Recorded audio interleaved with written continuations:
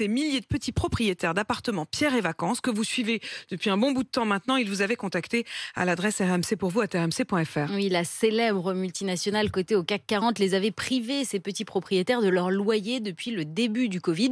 Une majorité d'entre eux avaient fini par céder, ils avaient trouvé un accord avec Pierre et Vacances, ils avaient abandonné 5 mois de loyer, mais d'autres se sont battus jusqu'au bout et la justice vient de leur donner raison.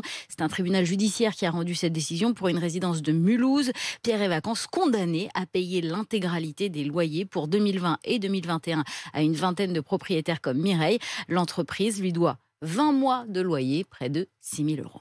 Contrairement à ce que disait M. Gervais, qui est le président de Pierre et Vacances, la négociation avec les banques n'était pas possible. Mon mari, lui, a dû aller travailler en intérim alors qu'il est à la retraite pour pouvoir combler le manque de revenus. Tout le monde va pouvoir fêter ça dignement, je dirais, et avec beaucoup de soulagement.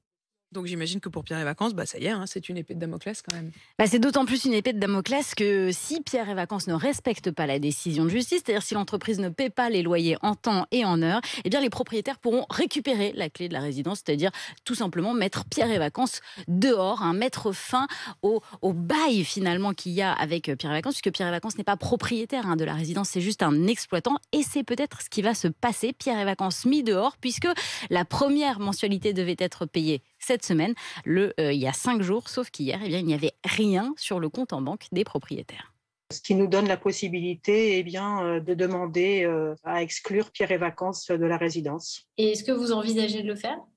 Ah oui, parce qu'on n'a pas du tout confiance dans ce groupe qui nous a manipulés, qui a été d'une grande violence par rapport aux différents propriétaires. Donc nous, on souhaite vraiment changer de gestionnaire. On va tout mettre en œuvre pour y arriver dans cette action.